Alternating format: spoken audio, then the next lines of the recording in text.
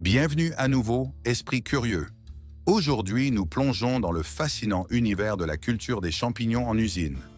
Rejoignez-nous pour découvrir, étape par étape, le processus de croissance de ces incroyables champignons, du début à la fin. Allons-y. Notre voyage commence avec le cœur du processus de culture des champignons, la préparation du substrat. Cette étape cruciale consiste à créer un milieu nutritif et stérilisé qui servira de base au développement des champignons. Le premier choix important est la sélection du bon substrat, car différentes espèces de champignons préfèrent différents types de substrats.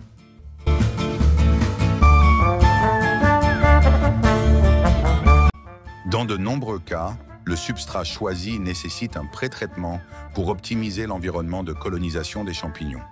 Les méthodes de pré-traitement incluent le trempage, l'ébullition ou la cuisson à la vapeur. Ce processus élimine les micro-organismes indésirables, réduit la concurrence et améliore la valeur nutritive du substrat. Les fagots de copeaux de bois bouillant sont chargés dans cette machine à l'aide de chariots élévateurs, où ils sont brisés et séparés. Une fois le substrat correctement traité, il est temps de le mélanger et de le conditionner. Des ingrédients supplémentaires peuvent être ajoutés pour enrichir sa valeur nutritive. Parmi les additifs courants, on trouve des suppléments riches en azote, comme le son de blé ou la farine de soja, du gypse pour le calcium et du calcaire pour ajuster le pH. Le contrôle de l'humidité est essentiel. Un excès d'eau favorise les moisissures et les bactéries, tandis qu'un manque d'eau empêche la croissance du mycélium.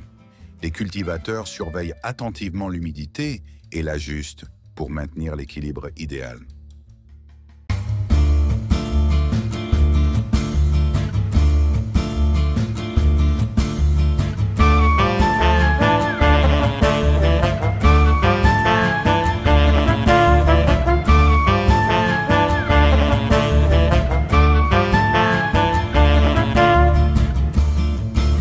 Après la stérilisation ou la pasteurisation, le substrat doit refroidir à une température adaptée à l'ensemencement.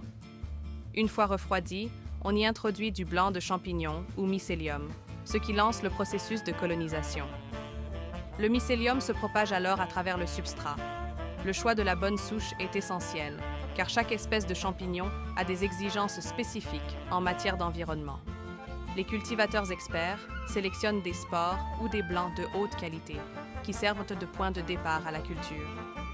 Ces souches sont ensuite ensachées et envoyées en laboratoire, où elles sont développées et purifiées des micro-organismes indésirables. Après la préparation du substrat et la sélection de la souche, le processus d'inoculation commence. Le blanc de champignon, contenant le mycélium, est soigneusement mélangé au substrat pour assurer une colonisation uniforme.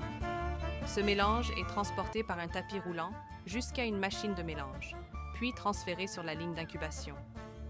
À ce stade, les plateaux de substrat entrent dans la chambre d'incubation.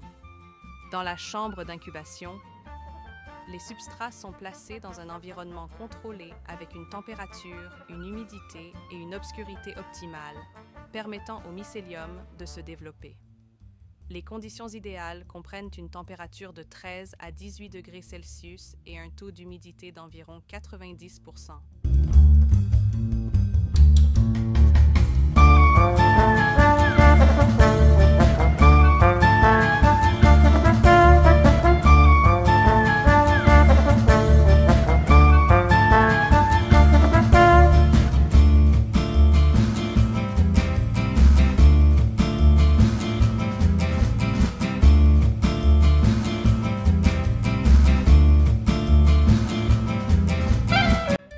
Une bonne circulation de l'air est essentielle pour éviter l'accumulation de dioxyde de carbone et assurer un échange d'oxygène adéquat.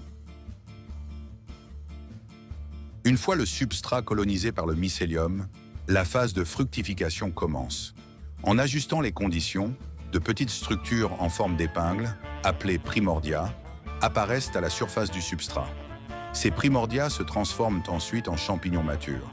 Des ouvriers qualifiés récoltent délicatement les champignons à la main pour éviter d'endommager leurs chapeaux et leurs tiges fragiles.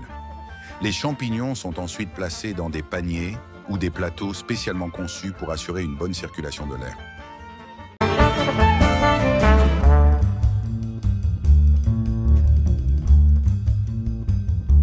Certaines usines utilisent donc des systèmes de tri assistés par machine.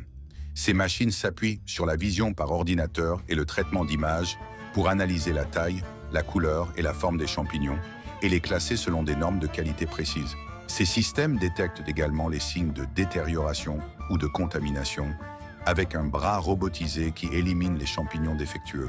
Cette automatisation améliore l'efficacité et garantit des standards de tri homogènes, réduisant ainsi les risques sanitaires et assurant la sécurité des consommateurs.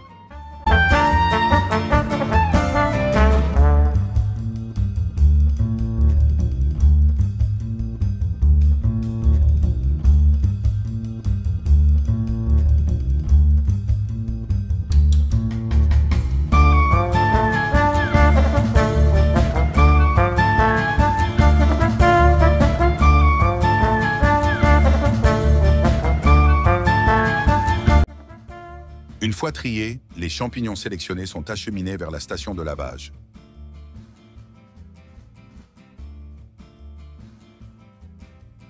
Pendant ce temps, les plateaux de substrat récoltés sont renvoyés en chambre d'incubation pour une seconde, voire une troisième, production. Ce processus maximise le rendement et optimise l'utilisation des ressources. Vous voulez découvrir d'autres secrets comme celui-ci? Abonnez-vous à notre chaîne.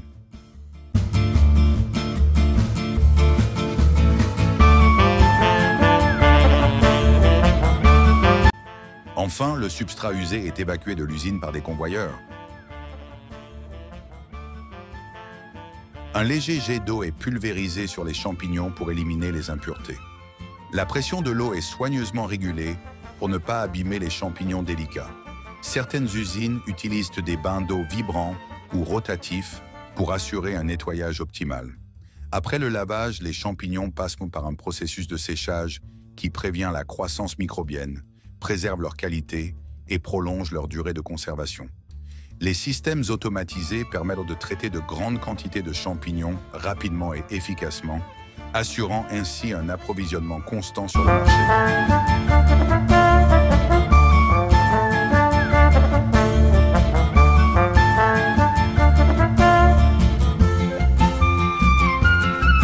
Dans l'usine, les champignons sont transformés de différentes manières. Tranchage. Les champignons sont coupés en tranches uniformes à l'aide d'un couteau tranchant ou d'une machine spécialisée. Ils peuvent être coupés en petits cubes réguliers, quartiers ou moitiés. Certaines variétés comme les portobello ou les shiitake sont coupés en quartiers ou en moitiés pour répondre aux besoins du marché. Les champignons découpés sont ensuite placés dans des contenants en plastique par une machine d'emballage, tandis qu'un bras robotisé ferme les couvercles.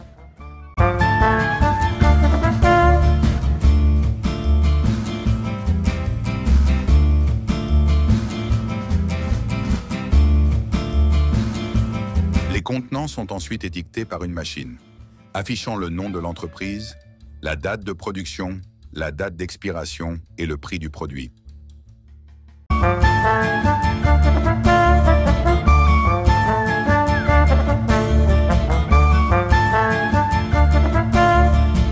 Une fois emballés, les champignons sont distribués dans divers points de vente, supermarchés, restaurants et boutiques spécialisées. Et voilà!